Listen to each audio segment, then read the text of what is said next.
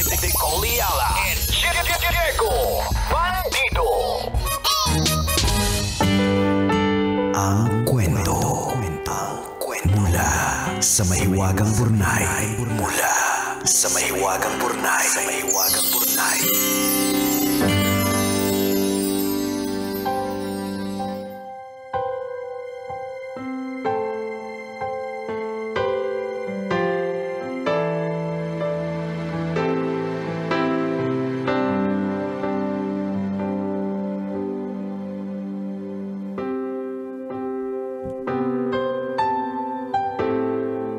Dear kumikinang natambalang Nicole Yala and Diego Bandido.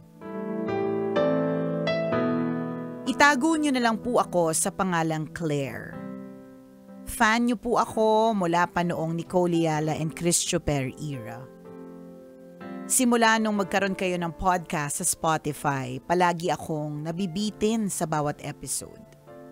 Sana po ay mapag-usapan niyo itong sulat ko sa podcast para madali kong mai-replay. Lalo na sa mga panahong nagiging marupok ako. Kung anong klaseng karupukan ang araw-araw kong nilalabanan, hayaan po ninyong ibahagi ko sa inyo. Ganito po kasi, 2 years ago ipinagpalit ako ng jowa ko sa babaeng churchmate niya. Si ate girl na dating side chick naging main girl. Ang nakakaloka, hanggang ngayon nagme-message pa din ang ex ko para magyayang mag-hangout ng 2:00 ng madaling araw. Masaya na ako sa boyfriend ko ngayon pero nagre-reply pa rin ako sa ex ko. Minsan yung boyfriend ko pa ang nagre-reply. Masaya na ako. Binabasa. Sabi niya kasi, masaya na ako sa boyfriend ko ngayon, pero nagre-reply pa ako sa ex ko. Minsan, yung boyfriend ko pa ang nagre-reply. Yung boyfriend niya yung nagre-reply dun sa ex. May hawak ng cellphone. Kumukuha lang kami ng screenshots na ipapadala namin sa girlfriend ni ex. Gusto ko kasing makagante. Gusto kong maramdaman niya yung sakit na dinanas ko nang lokohin nila ako ng babaerong ex ko. Pagkapadala ko ng screenshots, magpo-post si ate girl ng mga heartbreak posts. And aaminin ko, natutuwa ako. Panandalian lang ang tuwa kasi after 3 days sila na ulit. Hindi naman nakakagulat kasi alam kong magaling mang manipula ang ex ko. Ang nakakainis lang, bakit parang walang hustisya? Bakit parang blessed pa siya? Na regular siya sa trabaho, ang saya nilang magjowa na para bang apakalinis ng love story nila. Ramdam ko yung git-git niya at ngit-ngit. Para bang hindi nagsimula sa panloloko at hindi nakasakit ng kapwa. Masakit aminin pero kahit nasa isang masaya at healthy na relasyon na ako ngayon, hindi ko pa rin mapigilang i-check ang profile niya. Hinahanap ko kasi asaan yung karma. Bakit parang ang tagal dumating? Bakit parang mas gumanda pa ang takbo ng buhay niya sa kabila ng lahat ng ginawa niya sa akin? Naiirita na din naman ako sa sarili ko at pakiramdam ko baka itong galit at puot na kinikimkim ko ang humahadlang sa mga biyayang paparating sana para sa akin. Gusto ko nang tumigil. Gusto ko nang kalimutan ang babaeng minsang sumira sa tiwala ko sa sarili at dahilan kung bakit ako naging insecure. As if on cue, nabasa ko ito. The moment you stop watching them, that's when karma finally starts working. Karma doesn't hit when you're staring at them. Karma hits when you genuinely don't care anymore. Doon ako natigilan. Sa tingin niyo po ba tama po ba yung sinasabi ng quote? May tips po ba kayo para tuluyan ng mawala ang galit sa puso ko? Salamat po sa inyong payo. Ang inyong kumikinang na tagapakinig, Claire.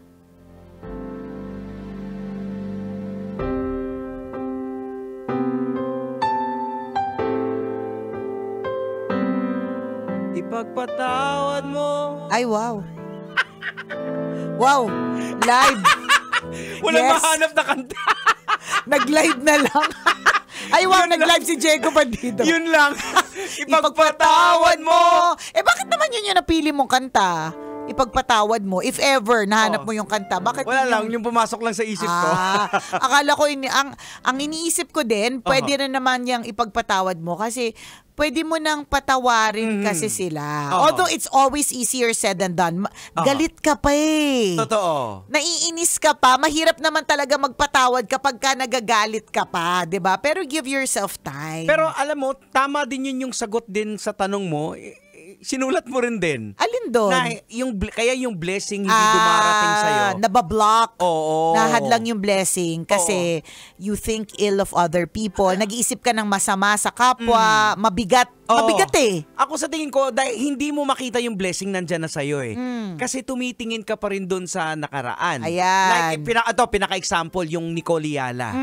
Blessing sa kanya yung nasaktan siya eh. Yes. Dahil dinala siya sa tamang tao, which is yung husband At sa niya tamang ngayon. trabaho. Yes, oo. Sa Kaya tamang minsan hindi mo trabaho. makikita kasi tingnan mo kung si Nicole Yala, tingin pa rin din doon sa nakaraan niya. Hindi, nung minsan stinok ko, sabi ko, ay, ang pangat na pangasawa. Tsara!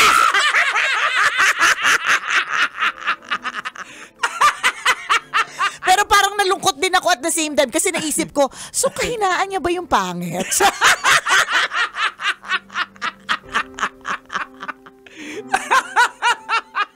Hay nako, Nicole Yala! Matatapos na yung taon. Ganyan ka pa rin.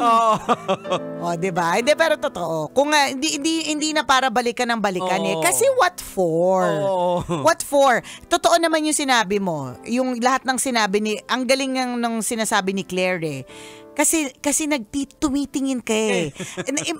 Imagine ko talaga na araw-araw sinustok mo tapos pag nakita mo na so blessed ang caption, so blessed finally na ano tawag doon yun, na regular na sa trabaho. Thank you God. Yan yung mga ganun. Magngingit-ngit ka kasi tinawag pa si God. Nag-thank you pa kay God na para bang wala silang kasalanan. Yun yung sabi niya, 'di ba?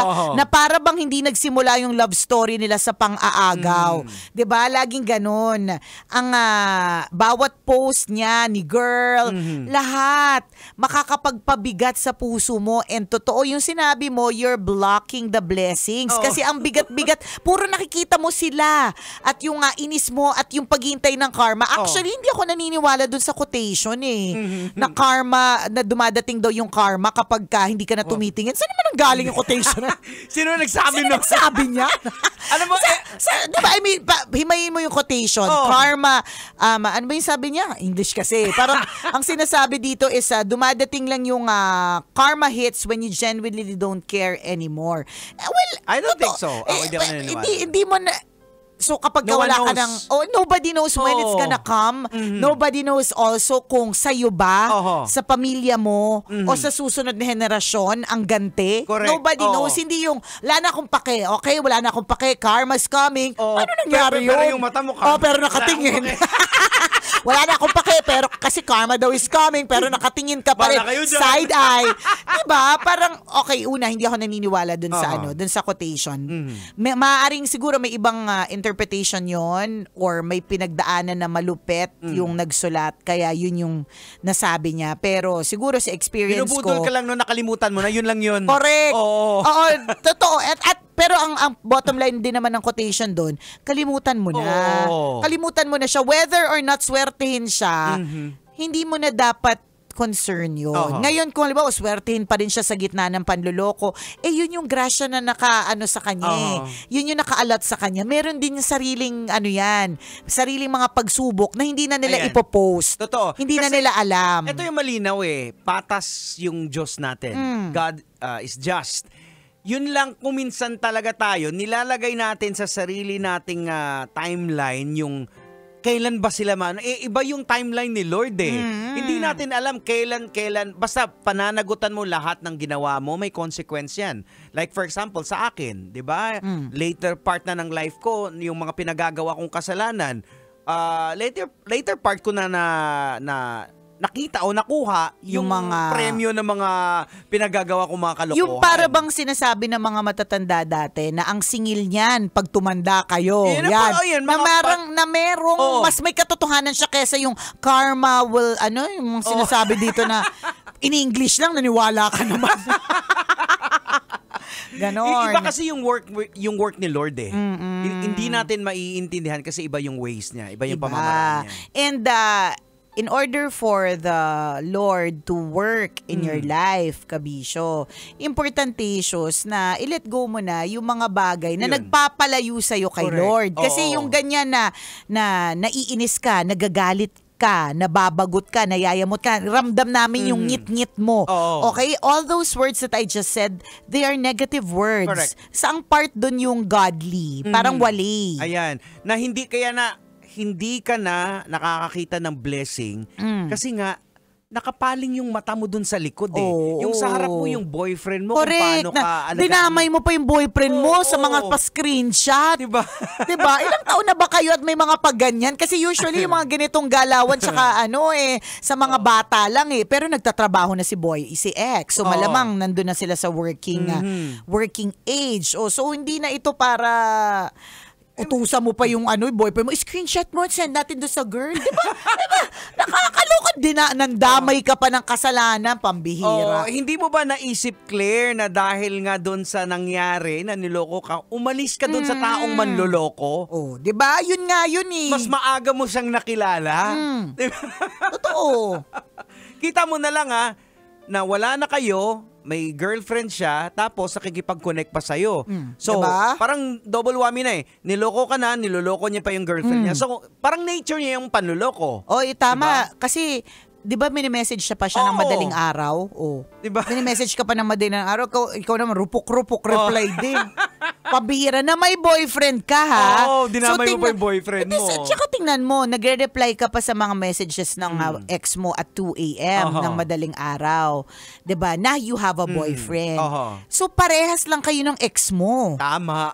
Na hindi nagva-value ng current relationship. Yun. Oh. So, paano mo makikita yung blessing kasi nasa dark side kayo. Oh. Nasa madilim kayo. Pambihira. Isipin mo, 'di ba? Isipin mo para kang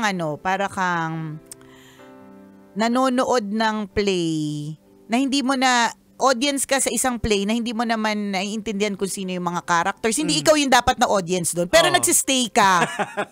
Parang tanga, di ba? Ba't ka nagsistay? Hindi mo Ayan, na nagalit naiintindihan. si Kuya. Diba?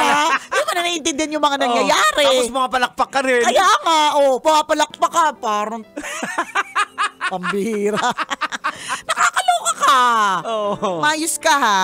Ayan, alam mo, Claire, yung mga nangyayaring masama, hindi maganda sa buhay natin. Actually, blessing in disguise yan eh. Para magkaroon tayo ng breakthrough sa buhay natin. Yes. Para ma-lead tayo sa tamang tao, daan, tamang direksyon, 'di ba? Actually sa totoo, parang feeling ko lang sa bagay iba-iba naman. Mas madali dapat na mag-let go ng ganitong klaseng lalaki na may red flag na pinagpalit ka, yung may third party versus yung naghiwalay kayo kasi kinakailangan or may mga bagay-bagay. Ito literal na merong iba. Pero, Hindi ba't mas nakakagalit yun? Alam mo Pero yung- okay lang sa'yo? alam mo yung root dito? Oh, Yung ego niya. ayan. Diba? Na feeling niya, siya, Pinagpalit sinugatan. siya. Oo, Yan. Pinagpalit Kaya, sa side chick. Oo, yan. Diba? Yan na naman ang tandaan po natin ang pride. Sabon po yan. Tama. Oo. Hindi po yan inuugali. Nagpapasalamat po kami sa Pride Oo. Dahil sa Pride detergent, dahil sa ACS, tuloy-tuloy ang ating Love Knows No Tama. Boundaries promo. Oo. Kaya ang Pride ay detergent. Tama. Hindi siya dapat ugali. Oo. 'Di ba? Hindi mo dapat iuugali na tas ang pride ko na niloko ko, hindi ito maaari. Hindi niya matanggap na pinagpalit siya Yun yung medyo lumalabas doon, yung ego niya talaga tinatamaan. Kaya hanggang pang ngayon, ini-stalk niya pa rin, tinitingnan niya, iniisip niya na sana makarma sila, makarma sila. Diba? Kasi nasaktan ng todo yung pride Correct. mo ego Nood ka ng nood dyan, hindi naman ikaw yung audience. Makakaloka. Hindi ka nag-subscribe, umayos ka. Oras natin 1:39. Ako pong kumikinang ulo, Diego Bandido. At ako kumikinang ina mo, Nicole Liala. Kailangan pa bang i-memorize yan? Basic!